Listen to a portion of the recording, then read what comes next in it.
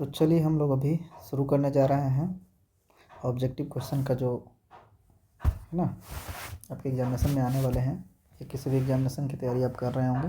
Science portion के लिए यहाँ से क्वेश्चन बहुत आते रहते हैं, तो हम लोग यहाँ से क्वेश्चन को कंप्लीट करेंगे चैप्टर नंबर 2 का। ठीक है, चलिए हम लोग देखते हैं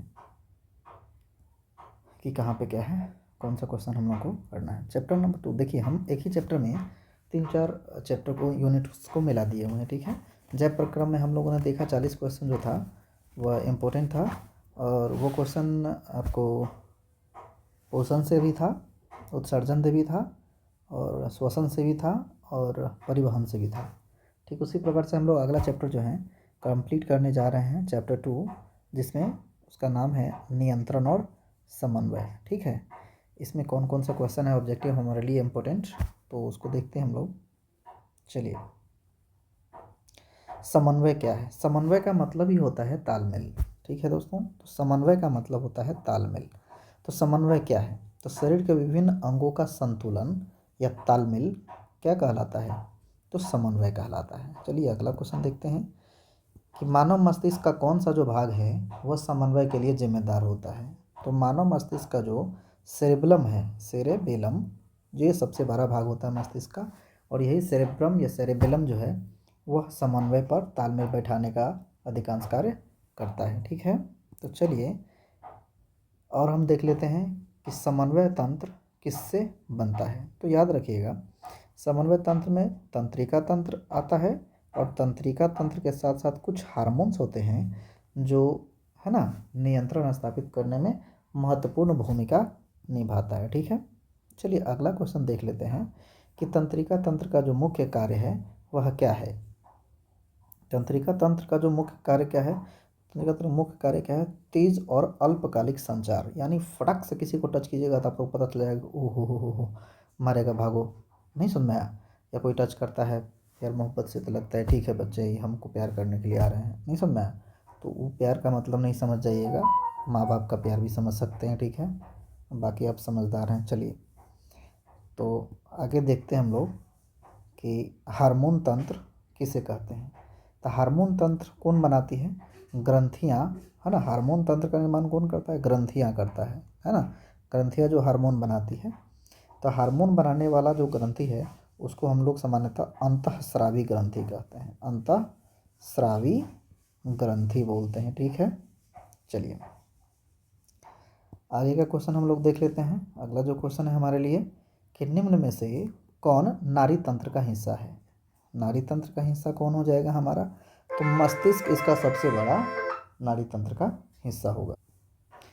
चलिए इसके बाद अगला क्वेश्चन हम लोग देख लेते हैं। मस्तिष्क जो है वो नाड़ी तंत्र का प्रमुख हिस्सा माना जाता है। चलिए, क्योंकि सभी कंट्रोलिंग कहाँ से होगा? तो मस्तिष्क से ही होगा। हार्मोन किस माध्यम से शरीर में संदेश पहुँचाते हैं? हार्मोन किस माध्यम से शरीर में संदेश पहुँचाते हैं? तो हार्मोन जो है याद रखिएगा तंत्रिका या रक्त के माध्यम से, यानी रक्त में है ना हार्मोन घोलित होकर के, और वह संदेश दूसरे तक पहुंचाता है या महसूस कराता है। ठीक है, और तंत्रिका तंत्र में संदेश यात्रा किस रूप में होता है? ठीक है, किस रूप में होता है? ठीक, संदेश यात्रा किस रूप में होता है वह अगर देखने को मिलता है तो तंत्रिका तंत्र में संदेश यात्रा याद रखिएगा विद्युत आवेग के रूप में, यानी इम्पल्स के रूप में इसको कहते हैं, इलेक्ट्रिक इम्पल्स के रूप में, या आगे की तरफ गति करता है या बढ़ता है। ठीक है, मानव मस्तिष्क का कौन सा भाग जो है शरीर के तापमान को नियंत्रित करता है? तो मानव शरीर में है ना मस्तिष्क का एक भाग है हाइपोथैलेमस, और वही हाइपोथैलेमस मस्तिष्क में उपस्थित रहता है जो तापमान के नियंत्रण करने में महत्वपूर्ण भूमिका निभाता है। चलिए आगे का क्वेश्चन हम लोग देख लेते हैं कि निम्न में से कौन सा हार्मोन रक्त शर्करा को नियंत्रित करता है? तो इसका ऑप्शन हो जाएगा हमारा आंसर इंसुलिन। इससे इंसुलिन की जब कमी होगी हमारे शरीर में तो हमें डायबिटीज, ठीक है, जिसको हम लोग यहाँ चिनिया बीमारी कहते हैं। क्या बोलते हैं? चिनिया बीमारी के नाम से जानते हैं। और ये इसकी चिनिया जब बीमारी जब अधिक बढ़ जाता है तो इंसुलिन का टैबलेट्स लेने पड़ते हैं। ठीक है, और या फिर इंसुलिन का क्या सुई लेना पड़ता है। ठीक है, तो इस प्रकार से यह इंजेक्शन कहते हैं हम लोग, इस प्रकार से हम लोग इसका इलाज करते हैं।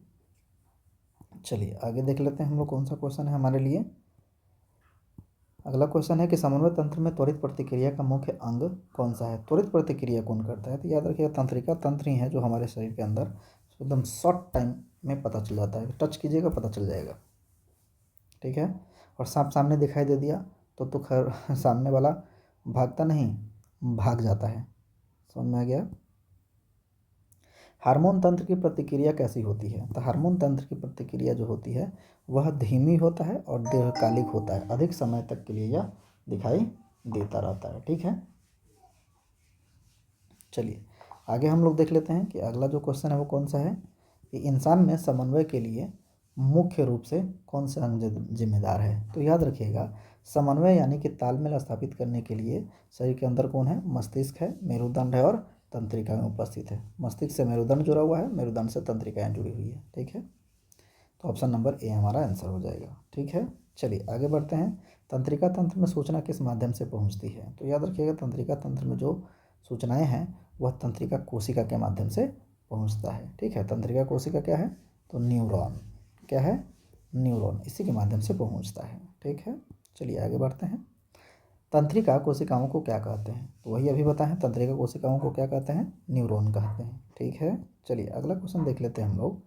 हमारे लिए अगला क्वेश्चन जो दिखाई दे रहा है स्क्रीन पे, हार्मोन स्रावित करते हैं, तो हार्मोन का स्रावित कौन करता है, अंतःस्रावी ग्रंथि। अभी हम पहले स्लाइड में पहले आपको बता चुके हैं, अंतःस्रावी ग्रंथियाँ क्या करता है, तो हार्मोन का स्राव करता है। वही बाह्य स्रावित ग्रंथि की बात करें, बाह्य स्रावी ग्रंथि की बात करें तो बाह्य स्रावी ग्रंथि किसका निर्माण करता है, तो यह एंजाइम बनाते हैं, एंजाइम का निर्माण करते हैं। तो इस प्रकार से हम लोग देखे हैं कि हार्मोन का जो स्राव है वह अंतःस्रावी ग्रंथि करता है, वहीं पर बाह्य स्रावी जो ग्रंथि है वह एंजाइम का निर्माण करता है। ठीक है, जो भोजन को पचाने में मदद करता है और हार्मोन नियंत्रण और समन्वय स्थापित करने के लिए महत्वपूर्ण भूमिका निभाता है। चलिए ठीक है, अगला क्वेश्चन देख लेते हैं कि दिमाग का कौन सा हिस्सा जो है वो स्वैच्छिक क्रियाओं को नियंत्रित करता है, तो हमारा ऑप्शन हो जाएगा सेरेबेलम कॉर्टेक्स। सेरेबेलम कॉर्टेक्स जो है वो स्वैच्छिक क्रियाओं को नियंत्रित करता है। ठीक है, चलिए अगला क्वेश्चन देख लेते हैं कि किस तंत्र में संदेश की गति सबसे तेज होती है। तो हम लोग सभी आदमी जानते हैं कि तंत्रिका कोशिका के माध्यम से पटक से किसी को टच कीजिएगा तो पता चल जाता है कि कौन टच कर रहा है, टच करने का मतलब क्या है। ठीक है, सांप दिखाई देता है तब तो सामने वाला भागता नहीं, भाग जाता है। ठीक है, चलिए आगे देखते हैं अगला क्वेश्चन कौन सा है हमारा, तो हार्मोन का कार्य क्या है। अभी अब थोड़ी देर पहले हम लोग इस पर डिस्कस कर चुके हैं। ये हार्मोन का कार्य क्या होता है कि शरीर के विभिन्न क्रियाओं पर गति करना, नियंत्रण करना। भोजन को पचाने की बात करेगा तो वहाँ पर एंजाइम कार्य करता है। ठीक है, चलिए तनाव की स्थिति में कौन सा हार्मोन सक्रिय होता है, तो जब आदमी को तनाव अधिक होता है तो याद रखिएगा उसके लिए एड्रेनालिन हो जाएगा, यहाँ पे थोड़ा सा गलत लिखा गया। ठीक है, चलिए अगला क्वेश्चन देखते हैं कि हमारा अगला जो क्वेश्चन है वो कौन सा है, समन्वय में नसों की भूमिका किस तरह की होती है।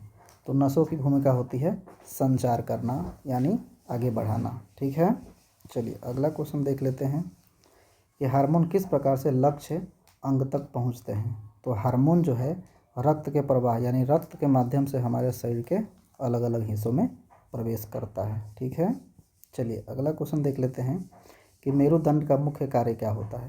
तो मेरुदंड का मुख्य कार्य है तंत्रिका संदेशों को मार्ग प्रदान करना यानी रास्ता प्रदान करना। ठीक है, चलिए अगला क्वेश्चन देख लेते हैं कि तंत्रिका तंत्र में संदेश पहुंचाने वाला जो न्यूनतम संरचनात्मक इकाई है उसको क्या कहते हैं। हम लोग पहली स्लाइड में इसके बारे में चर्चा कर चुके हैं कि वह छोटी सी इकाई जो है वह न्यूरॉन है, और न्यूरॉन सबसे लंबी कोशिका में भी आता है। क्या आता है, सबसे लंबी कोशिका में इसी का नाम आता है। हमारे शरीर की सबसे लंबी कोशिका अगर पूछेगा तो न्यूरॉन ही मारेंगे। ठीक है, चलिए अगला क्वेश्चन हम लोग देख लेते हैं कि हार्मोन का उत्पादन करने वाली ग्रंथि किसे कहते हैं। तो अंतःस्रावी ग्रंथि हम लोग पहले ही इस बात का चर्चा कर चुके हैं। चलिए अगला स्लाइड में क्वेश्चन देखते हैं कि मस्तिष्क का कौन सा भाग स्वचालित क्रियाओं के लिए जिम्मेदार होता है। तो स्वचालित क्रिया ऑटोमेटिक जो होता है वो मेडुला होता है। यहाँ मेडुला लिखा हुआ है, इसको मेडुला कर लीजिएगा, ठीक है। यह अचानक घटने वाली घटनाओं से हमें सचेत कराता है। जैसे सांप देखते हैं तो डर पर कंट्रोल करता है, कोई पीछे से धक्का देता है तो भी उस समय यह ऑटोमेटिक काम करने लगता है, जिसको मेडुला कहते हैं, ठीक है। चलिए अगला क्वेश्चन स्लाइड में देख लेते हैं कि इंसुलिन हार्मोन किस ग्रंथि से निकलता है। तो हम लोग जानते हैं कि इंसुलिन जो निकलता है वह निकलता है, इंसुलिन हस्मत से पैनक्रियाज से यह निकलता है, हस्मत से पैनक्रियाज से यह निकलता है। हालांकि अगर कोशिका के नाम बोलेगा तो यहाँ पे बीटा कोशिका मारेंगे, क्या मारेंगे, बीटा कोशिका मारेंगे। अगर अग्नाशय देखने को मिलेगा तो यहाँ पर हम लोग अग्नाशय को टिक करेंगे, ठीक है। चलिए फ्रेंड्स, तो अगला क्वेश्चन देखते हैं कि हार्मोन की प्रतिक्रिया की अवधि कैसी होती है। तो हार्मोन्स का जो प्रतिक्रिया होता है वो बहुत धीमा होता है, वो दीर्घकालिक होता है।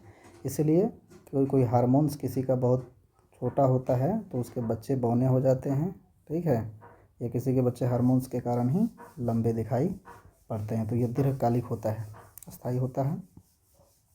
चलिए, किस अंग द्वारा शरीर के तापमान को नियंत्रित किया जाता है। ये पहले भी क्वेश्चन हम लोग देख लेते हैं।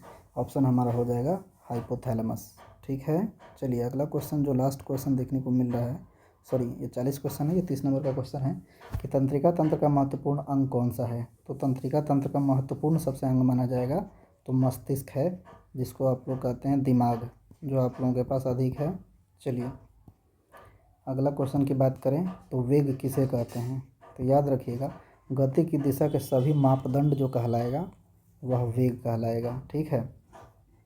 चलिए अगला क्वेश्चन देख लेते हैं कि हार्मोन और तंत्रिका तंत्र में क्या अंतर है। हार्मोन और तंत्रिका तंत्र में क्या अंतर है। तो हार्मोन क्या करता है, रक्त के द्वारा आगे बढ़ता है या संचारित होता है या चलकर जाता है, और तंत्रिका तंत्र जो है वो विद्युत संकेत को आगे बढ़ाता है, ठीक है। चलिए, जिससे सूचना प्रदान होती है। अगला क्वेश्चन बात करें तो तंत्रिका तंत्र में विद्युत संकेत जो है वो किस माध्यम से प्रेषित होता है। तो तंत्रिका तंत्र में विद्युत संकेत जो है वह न्यूरॉन, पहले पढ़ चुके हैं हम लोग कि न्यूरॉन के माध्यम से ही आगे बढ़ता रहता है। चलिए अगला क्वेश्चन देख लेते हैं हम लोग, तनाव के समय सक्रिय होने वाले हार्मोन कौन सा है। जब हमारे शरीर में तनाव अधिक बढ़ जाता है तो एड्रेनालिन है, एड्रेनालिन यह ज़्यादा एक्टिव हो जाता है और ये तनाव से हमें रक्षा प्रदान करता है। चलिए, मस्तिष्क का कौन सा भाग संतुलन बनाए रखने में हमारी सहायता करता है, ठीक है। तो मस्तिष्क का जो सेरिबेलम है ये सबसे बड़ा भाग भी है और यही हमारे शरीर में संतुलन बनाने का काम करता है। जब कोई दारू पी लेता है तो उस समय सेरिबेलम ही उसका क्या होता है, कंट्रोल खो देता है, वह सही से चल नहीं पाता है क्योंकि उसका संतुलन बिगड़ जाता है, ठीक है। चलिए आगे देख लेते हैं हम लोग, अगला स्लाइड में क्वेश्चन कौन सा है। अंतःस्रावी ग्रंथियाँ किस प्रकार के पदार्थ को छोड़ती है। तो आप लोग पहले ही स्लाइड में देख चुके हैं कि अंतःस्रावी ग्रंथि हार्मोन और बाह्यस्रावी ग्रंथि एंजाइम। दोस्तों हम बार बार एक ही क्वेश्चन को रिपीट मोड पे इसलिए डाल रहे हैं क्योंकि क्वेश्चन जब एग्जामिनेशन में आए तो आप लोग आसानी से बना सके, अधिक से अधिक नंबर ला सके। चलिए इस पर थोड़ा सा बात चर्चा करना चाहते हैं कि आप लोगों को अगर ये वीडियो पसंद आ रही होगी तो आप लोग कृपया करके इसे कथी करेंगे, सब्सक्राइब करेंगे ताकि मेरा सब्सक्राइबर बढ़ेगा। उसके बाद शेयर करेंगे जिससे कि और भी दोस्तों को आपको पहुंचेगा वीडियो और वह इसका फ्री में लाभ उठा सकता है, ठीक है। चलिए अगला क्वेश्चन देखते हैं हम लोग कि हार्मोन्स का उत्पादन और उसका निष्कासन किस अंग से होता है। तो ग्रंथि से होता है, चाहे वो बाह्य ग्रंथि हो चाहे वो अंतःस्रावी ग्रंथि हो, ठीक है। अगला क्वेश्चन हमारा, तंत्रिका तंत्र की सबसे छोटी इकाई को क्या कहते हैं। क्या बार बार क्वेश्चन पूछा जा रहा है, देख रहे हैं हम लोग, न्यूरॉन कहलाता है, ठीक है। चलिए अगला क्वेश्चन है, हार्मोन जो तंत्र है उसका काम कथी है। तो शरीर के कार्यों का क्या करना, नियंत्रण करना, तालमेल बैठाना, ठीक है, उसी का काम है। चलिए आगे क्वेश्चन देख लेते हैं कि शरीर में समन्वय बनाए रखने के लिए कौन सा तंत्र कार्य करता है। तो शरीर में समन्वय बनाने के लिए तंत्रिका भी उस पर कार्य करता है और हार्मोन का जो तंत्र है वो भी कार्य करता है। इस प्रकार से हम लोगों ने 40 महत्वपूर्ण क्वेश्चन देखा। वेरी वेरी इंपॉर्टेंट क्वेश्चन क्या है, या लगभग सभी क्वेश्चन इस चैप्टर से जो आने वाले हैं वो सारा का सारा हम लोगों ने क्या किया, तो ख़त्म किया। इसी तरह से आप लोग क्या कीजिए, धीरे धीरे अपने एग्ज़ाम्स की तैयारी कीजिए और अच्छा सा नंबर लाइए, अपने माँ बाप का नाम ऊँचा कीजिए। धन्यवाद।